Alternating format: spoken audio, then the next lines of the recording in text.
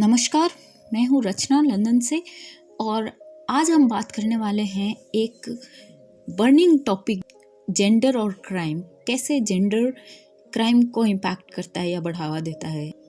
मेरी बात शुरू करने से पहले मैं ये कहना चाहूँगी कि आज हमारे देश में 3 तलाक की परंपरा को आपराधिक घोषित करने 1 साल पूरा हो चुका है और इसलिए मुस्लिम महिला अधिकार दिवस मनाया जा रहा है। 3 तलाक की जो अवधारणा थी वो भी जेंडर की अवधारणा पर ही आधारित थी। कैसे?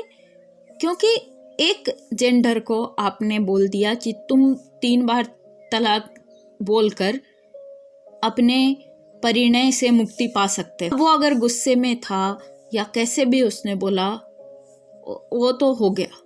अब आप वापस एक साथ नहीं रह सकते। अगर आपको वापस एक साथ रहना है तो फिर से एक जेंडर को, इतनी जिल्लत का एक जेंडर को सामना करना पड़ेगा कि पहले उसे किसी और से शादी करनी होगी, उससे शारीरिक संबंध बनाने होंगे। मतलब वो तो जीते जी मर जाएगी। तो फिर क्या मतलब क्या रह जाएगा उस ऐसे साथ रहने का। फिर तो अब हम जानते हैं कि जेंडर वास्तव में है क्या। जेंडर जो है वो हमारी शारीरिक बनावट से अलग है, एक सामाजिक अवधारणा है। जो हम जन्म के समय प्राकृतिक रूप से लेकर आते हैं वो हमारा बायोलॉजिकल सेक्स होता है, और जो समाज हमारे ऊपर थोपता है कि लड़की है तो ऐसी ऐसी ऐसी ऐसी होनी चाहिए और लड़का है तो ऐसा ऐसा ऐसा ऐसा होना चाहिए, जो एक बॉक्स बनाकर हमें उसमें कैद कर देता है हमारी समाज, वो जेंडर कहलाता है। जेंडर वो चीज़ नहीं है जो हम फील करते हैं या जो हम हैं या जो काम हम करते हैं। जेंडर एक समाज के द्वारा थोपी गई अवधारणा है जिसमें एक पाइपलाइन सेट कर दी जाती है कि आप इसमें से गुजरेंगे तब तो आप सभ्य हैं, अन्यथा आपको असामाजिक तत्व घोषित कर दिया जाएगा। हमारे जन्म से मृत्यु तक जेंडर हमारा पीछा करता है, और ये जो सोच हमारे अंदर डाली जाती है वो बहुत खतरनाक रूप ले लेती है, तब वो अपराध को जन्म देती है। इसलिए जेंडर और क्राइम का बहुत घनिष्ठ संबंध है। अच्छा, मैं जेंडर को जेंडर ही इसलिए बोल रही हूँ क्योंकि हिंदी में सेक्स और जेंडर दोनों का मतलब लिंग होता है, लेकिन अंग्रेजी में ये दोनों अलग अलग शब्द हैं। जेंडर जो है उसका भेद प्रकृति हमारे में नहीं करती है, लेकिन हमारा समाज करता है।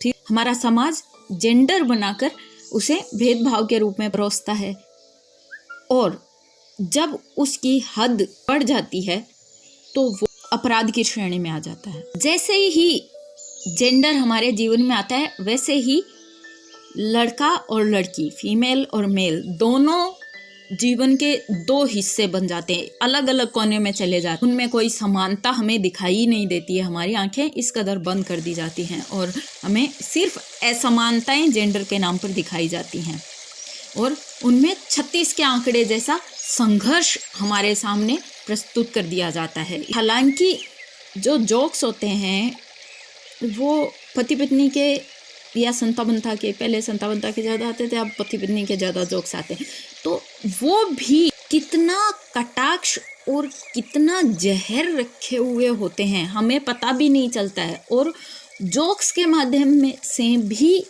जेंडर के अवधारणा को बढ़ावा दिया जा रहा है। हम जो भी देखते हैं, जो भी सुनते हैं, जो भी बोलते हैं, वो कहीं ना कहीं हमारे दिमाग में रह जाता है। अगर हम उसको पूरी तरह से सचेत होकर उसके बारे में उसको हम दिमाग से ना निकालें तो वो चीज़ हमारे दिमाग में रह जाती है। जेंडर जो अवधारणा है वो कुछ पर्टिकुलर बिहेवियर को, हमारे एक व्यवहार को बढ़ावा देता है और दूसरे व्यवहार को ख़त्म कर देता है। तभी आपने सुना होगा ऐसे जुमले, अगर कोई लड़की खेलों में अच्छी है, मजबूत दिखने वाली लड़की है, स्वस्थ है, तो उसको बोलेंगे टॉम बॉय। टॉम बॉय क्यों भाई, वो गर्ल है, उसे गर्ल ही रहने दो।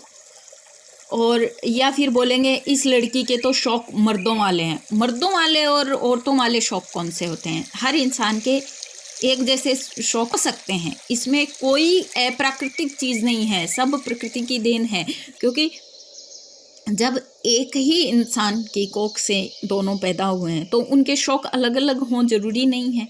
और हो भी सकता है अलग अलग हों, और हो सकता है एक जैसे हों। हमारा बायोलॉजिकल सेक्स जो है वो हमें सिर्फ इतना बताता है कि एक बंदा स्पर्म देगा और दूसरा बंदा बच्चे को अपने शरीर में बनाएगा जो कि नेचुरल है और उसको जन्म देगा, बस सिर्फ इतना डिफरेंस है।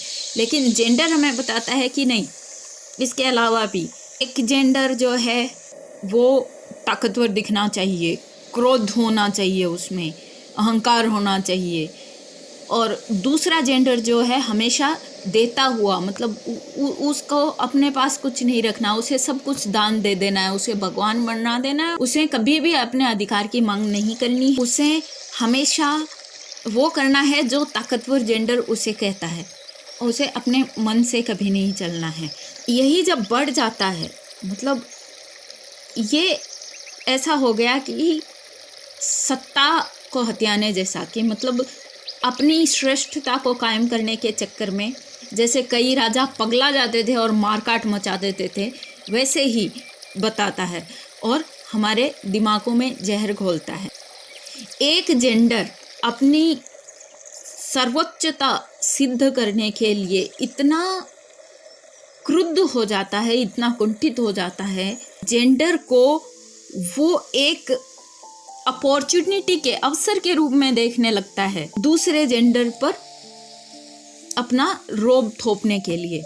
और तब जिस तरह से हमारा समाज इसको सेटअप करता है, मानसिकता बनाता है और जेंडर को समानता के बजाय एक ऑर्डर में रख देता है कि ये ऊपर है, हायरार्कियल ऑर्डर में रख देगा, ये ऊपर का जेंडर है, ये नीचे का जेंडर है, और तीसरे जेंडर का तो कोई मायना ही नहीं है, उसको तो गिनते ही नहीं है। इसीलिए ये अपराध का एक कारण बनता है। मतलब किसी भी अपराध के बहुत से कारण हो सकते हैं, लेकिन एक कारण हमारा जेंडर का सोशल सेटअप है, वो भी है। उसके बाद में जेंडर ने क्या किया, जेंडर की अवधारणा ने बहुत सारे इंडस्ट्रीज पैदा किए हैं, बिजनेस पैदा किए हैं। मतलब एक जेंडर को आपको खूबसूरत दिखना है, आप उस पर कितना भी प्रताड़ना कर सकते हो, वो चाहे रोती रहे, अपना शरीर का ध्यान ना रखे, खाना पीना समय पर ना करे, अपनी फिर उसके चेहरे पर झुर्रियाँ आ जाएंगी, फिर उसके डार्क सर्कल आ जाएंगे, उसकी स्किन खराब होएगी क्योंकि वो दुखी है, खुश नहीं है, तो उसे लेकिन दिखना खुश है, दिखना तो चाहिए, सुंदर दिखना ज़रूरी है उस जेंडर के लिए। तो इसलिए आपने इंडस्ट्री बिजनेस स्थापित कर दिए कि भाई आपको ये फेयर एंड लवली प्रोडक्ट लगाइए, गोरे होइए, सुंदर दिखिए, डार्क सर्किल मिटाइए, और पता नहीं हजारों तरह के केमिकल्स आप यूज करिए। और जब हम क्राइम की बात कर रहे हैं तो अपराध खाली ऐसा ही नहीं है कि जेंडर की अवधारणा से केवल आदमी अपराध करता है, औरतों को भी ये अवसर प्रदान करता है अपराध करने का, क्योंकि आदमी और औरत दोनों समान रूप से कुंठित हैं, दोनों समान रूप से परेशान हैं। आदमी इसलिए कि उसे मर्दानगी दिखाना जरूरी है, और वो मर्दानगी का मतलब पौरुष, ताकत दिखाओ कि मैं तुमसे ज़्यादा ताकतवर हूँ, और इसलिए वो परेशान है। और वो चाहकर भी अपना प्राकृतिक भावनाओं को उजागर नहीं कर सकता है, अपने प्यार को, अपने घुलने मिलने के सामाजिक व्यवहार को उसे उजागर करने में बहुत समय लग जाता है। और दूसरी तरफ औरत को दिखाना पड़ता है कि मैं बहुत ही खुश मिजाज सौम्य हूँ, मैं कभी किसी का ऑब्जेक्शन नहीं करती, मैं तो हर आदमी को दुनिया में खुश रखती हूँ। लेकिन वास्तव में उसका नेचर भी ऐसा नहीं है, वास्तव में वो भी खुश रहना चाहती है बजाय कि हर किसी को खुश रखने के। और वो भी इंसान है, वो भी गलती कर सकती है, लेकिन उसे खौफ रहता है कि मैं गलती नहीं कर, मुझे तो मैसेज परफेक्ट ही होकर रहना है, और उसमें वो और ज़्यादा गलतियां करती है, और ऐसे में वो और परेशान रहती है, तो फिर वो भी क्राइम करते। समाज के अलग अलग तबके फाइनेंशियल रूप से स्ट्रॉन्ग और वीक होते हैं, वैसे ही ये भी फाइनेंशियल रूप से एक जेंडर के पास कोई फाइनेंशियल फ्रीडम नहीं है, दूसरे जेंडर के पास पूरी फाइनेंशियल फ्रीडम है। और इस चीज पर डिस्कशन इसलिए जरूरी है क्योंकि इस पर बोलने वाला हमेशा असंस्कारी, असभ्य करार दे दिया जाता है, जबकि इस पर हम बात करेंगे तभी तो हम सोचने की तरफ आगे बढ़ेंगे। फूड फॉर थॉट तो होना चाहिए।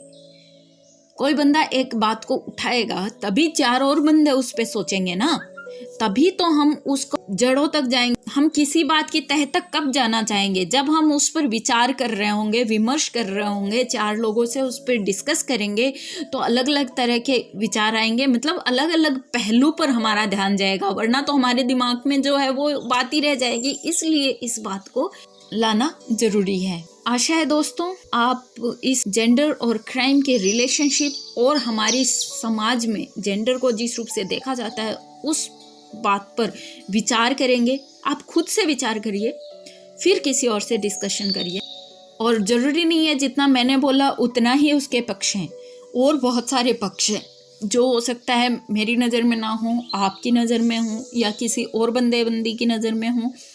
तो हमें इन बातों पर, जिन बोलने की अभिव्यक्त करने की आज़ादी नहीं है, जिन पर अंकुश है अभी तक हमारे समाज में बात करने पर भी, उन पर बात करने की ज़रूरत है। मैं ये नहीं कहती कि लड़ाई झगड़ा करो या बस मैंने बोल दिया वही सही है, लेकिन हम बात करें, उन पर विमर्श करें और फिर उनको हटाने की, उस बॉक्स को जिसमें हमें जन्म होते ही बंद कर दिया जाता है, उसको हटाकर घुलने मिलने की कोशिश करें। हम नहीं देखते कि एक परिवार है जिसमें अगर लोग घुल मिल कर रहते हैं, अगर ऐसा हो जाएगी मैं डिसाइड करूँगा कि तुम्हें किससे बात करना है, किसको बोलना है, किसको नहीं बोलना है, किसको कितना बोलना है, तब वहाँ पे दिक्कत आती है। तब वहाँ वो परिवार कितना भी एक साथ हो, वहाँ खींचतान दिख जाती है। और जो परिवार जिसमें अपने विचारों को अभिव्यक्त करने की आज़ादी है, वो फिर कितना भी अलग अलग हो, उसमें फिर खुशियाँ अपने आप आ जाती हैं। तो वही चीज़ हमारे पूरे समाज में, हमारे पूरे देश में और पूरी दुनिया में व्याप्त है। और हमें उस चीज़ की शुरुआत अगर हम अपने घर से करें, अपने बच्चों को इस जेंडर की अवधारणा से बाहर निकालें जो समाज ने हमारे ऊपर थोपी हुई है, और वो हम तभी कर सकते हैं जब सचेत होकर इस पर हम सोचना शुरू करें, लोगों से बात करना शुरू करें, तब ये धीरे धीरे फिर मिट जाएगा। तो आशा है दोस्तों आपको पसंद आया होगा। धन्यवाद।